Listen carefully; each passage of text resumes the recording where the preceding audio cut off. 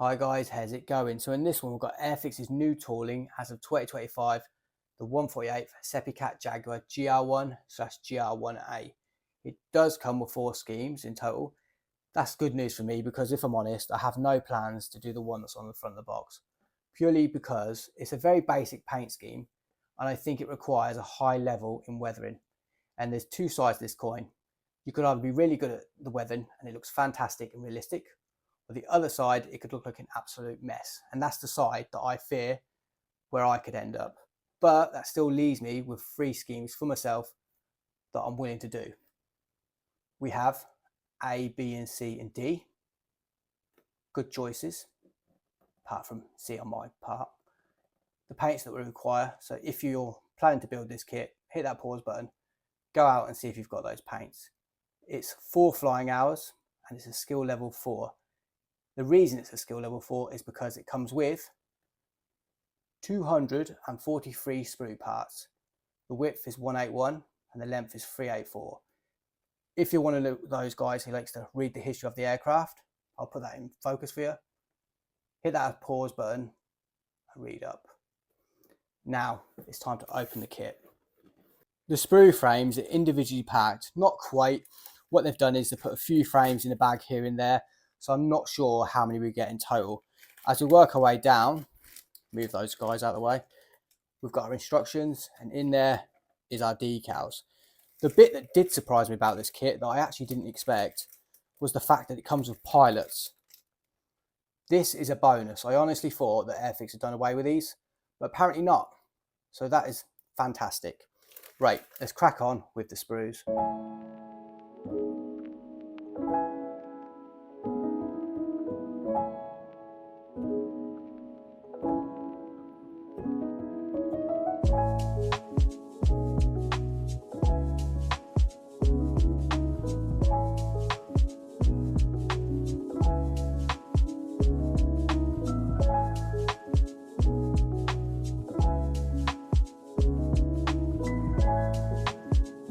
I really like the detail of the ejection seats with the rivets. I wouldn't say rivets, the bolts coming along the side.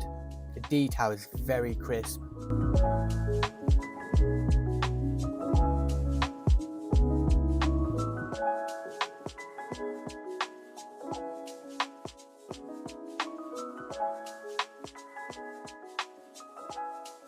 I hope you guys don't mind the way I do the connecting points now. I just think it's easier because there's no real detail on it, but I still get to show you it at the end.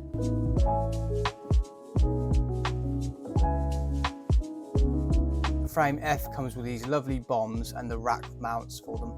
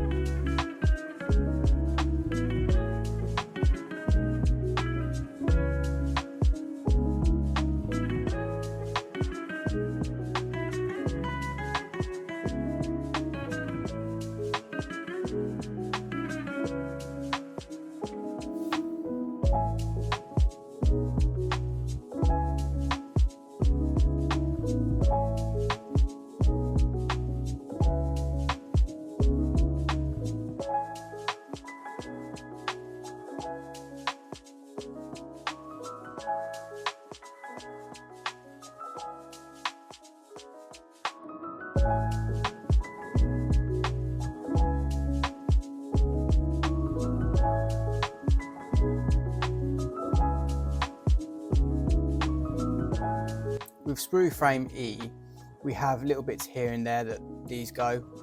As we work our way along, for example, you will see there's small parts, 8, 6 and 7. Those little bits will go on the underside of the wing flaps.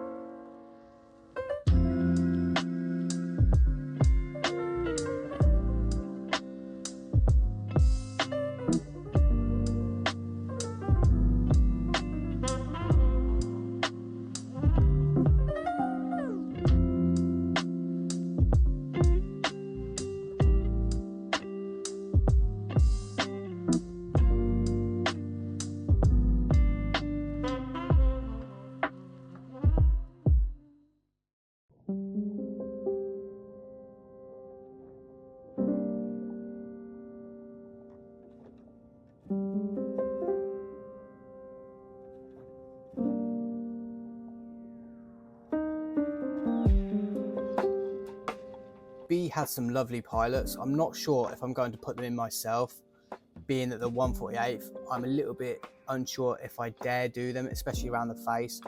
But if I do decide to put them in this cockpit, I will probably do some flesh, but I'm not going to go in with the detail, I think, because if I try, I could make it look like a mess.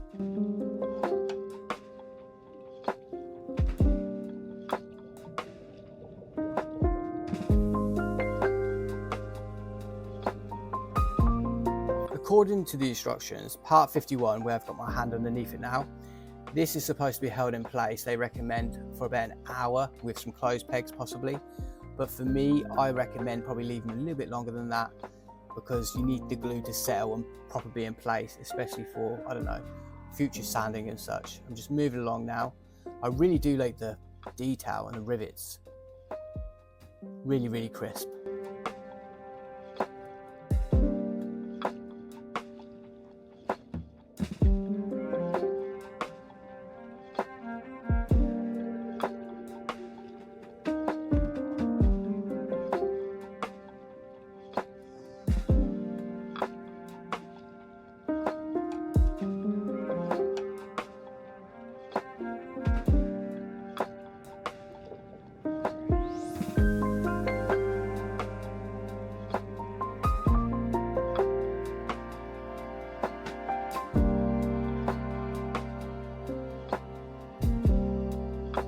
Frame C had some good parts on it, has some of the construction for the jet thrusters.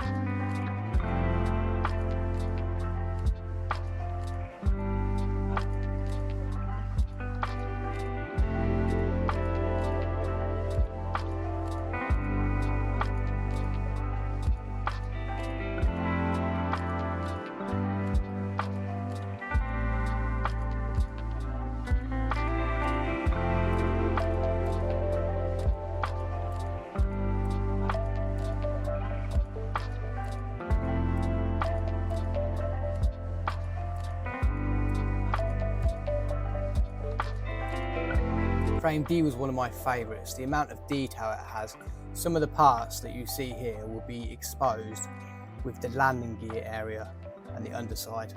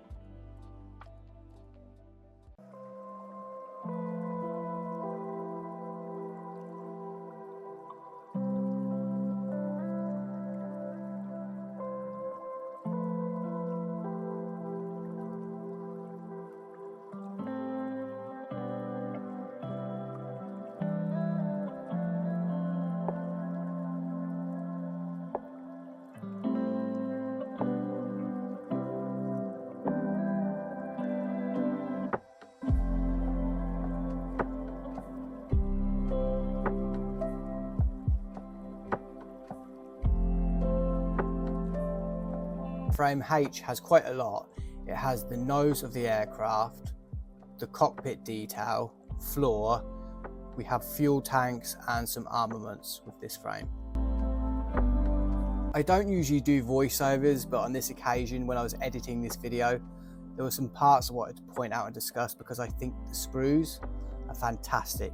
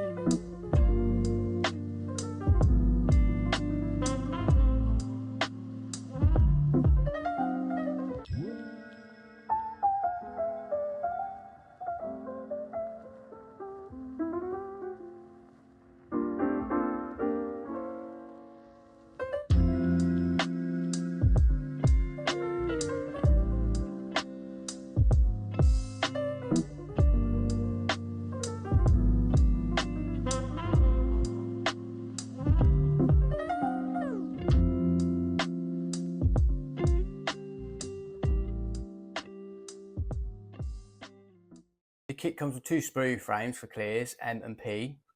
Now, this one's not the most interesting, it's just your little bits here and there. I'm not sure where they go. Oh, part 2. Yeah, I've seen enough of this one. Goes on the underside of the wings, more than lately.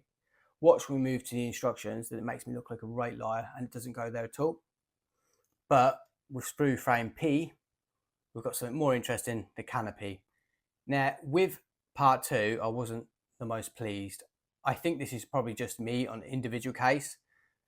Mine has not come out the best. Now, you're probably thinking, is that a fun mark when like packaging? No, I don't think so. I used a cotton bud on the outside and the inside to see if I could get it to move or clear. Maybe it was some oil. No, it's stuck there. It's just whatever that is staying. You could, if you're one of those guys who will fine sand it and get it out that way, but I haven't got the skill set to do that, if I'm honest. I probably said this before about other kits. I'm just reiterating, just in case somebody says, well, you could sand it, fine sand it out. I'm like, well, I can't. But with part 1, this one's far more what I was expecting with Airfix. Look at that, blemish free. I'm having some rotten luck with the clears at the moment. I think it's just either 1, really fussy, or 2, just really keen-eyed. I'm not sure. You can take your pick on that. I'm going to get the Mocha set and have a look. Let's go to the part 2. See, it looks absolutely fine with something underneath.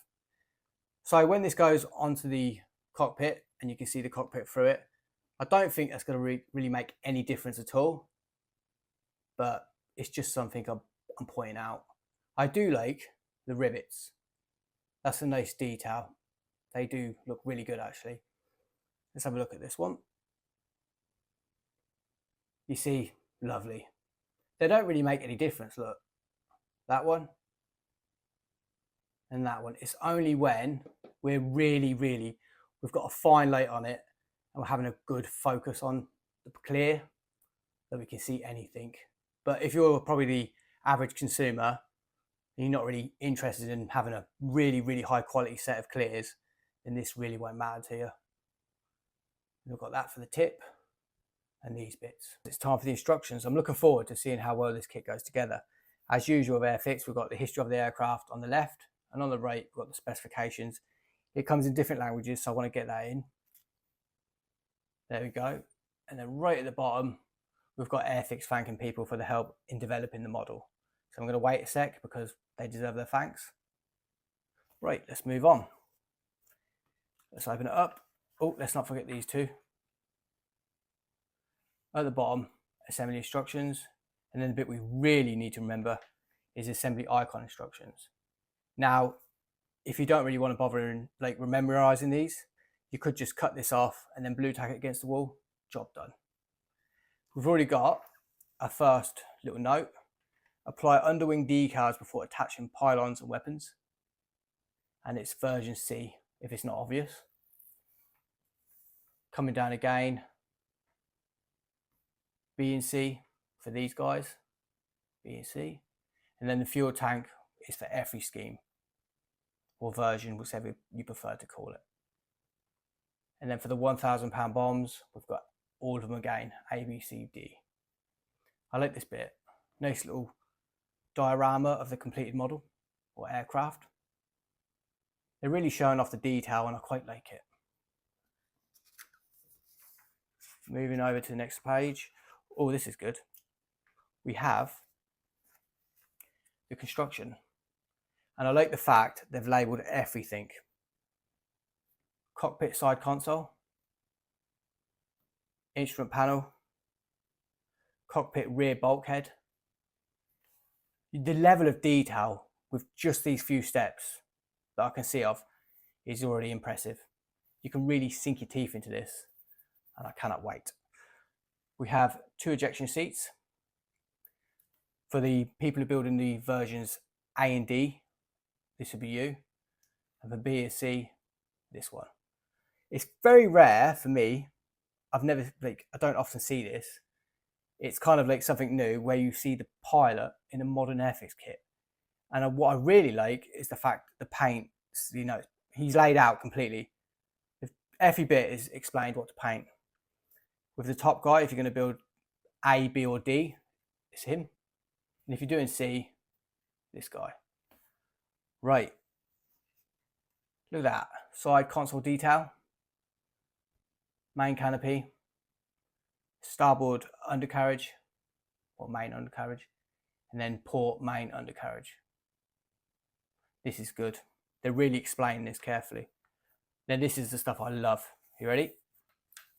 Look at that. Isn't that nice? This is some real nice detail. You can see why it comes with 243 parts. Because look, this is just the beginning. Make sure as you go through, keep an eye on the versions so you don't mess up. Especially if you're one who like to be really accurate on the particular version you're doing. I've said versions a lot today, but it's going to be like that. Moving down to the second half of the page. Look at that. Isn't that cool? You've got to be careful. Really pay attention. Moving over to page 6. Let me get this in shot. Look. We've got some cutting to do, potentially. Huh. Great. Got to make sure I don't cut my fingers off. And then we've got another note. This one seems more important for sure. So get that in.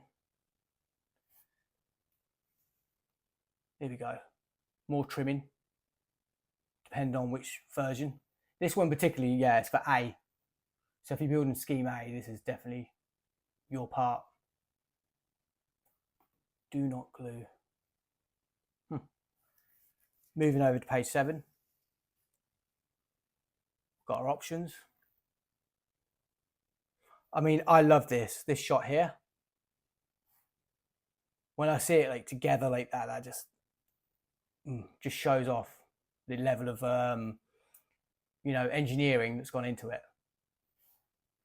And I was right. Part 7 for the nose. Oh my God, look at this. Tell me that ain't cool. I'm going to be nerding out quite a bit, guys. There are a few pages, though, it seems. So what I might do, to stop me rambling on, put some music on and let you guys have a look at your own pace. So we're going to start here. I'll see you at the end.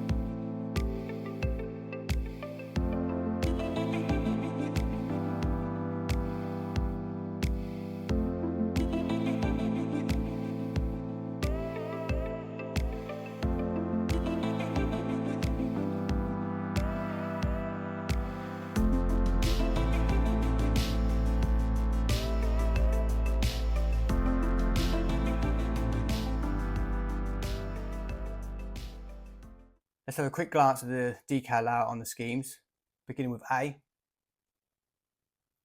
paints we need for this one, and make sure you get a good look.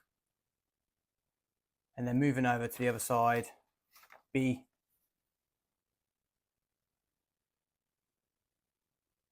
And then the paints. Is there any difference? Let me turn it over quickly. Yeah, the only one that's different is Matte Light 166, but the rest are the same. Yeah. Next we have C, which is the one on the front cover. You see what I mean by how easy this scheme is? It's very plain, but obviously being from where it is, Bahrain and deserts and stuff, I'm associating that with. And then the paints. The difference is obvious in this one. Then we turn it over. Finally, D.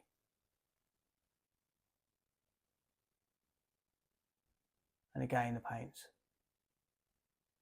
Is there any difference in between these?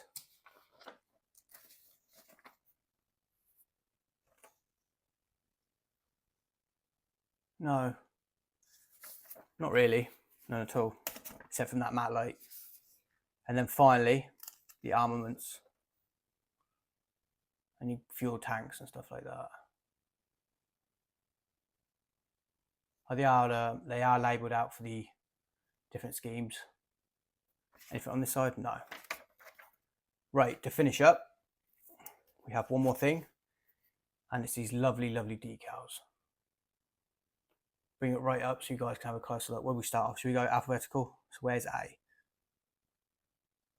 There we go. Can you see the writing? Get that in focus. Not really. I can't do it. And that's for that one. And then B.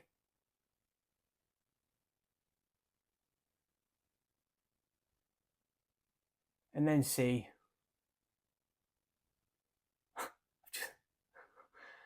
If you, Decal 141 has made me chuckle. If I can get that in. Look what that says. Large testicles. Well, that's the best decal I've ever seen, I think. Ever. And D. Just run that along.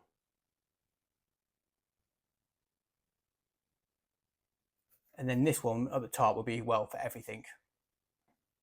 Your general ones. But look at that, there's plenty. There's so many. Now you can make out the no step.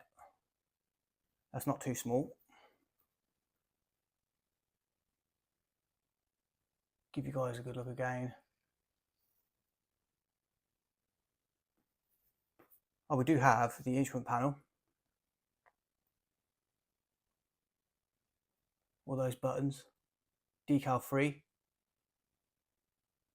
Definitely have your decal fix ready.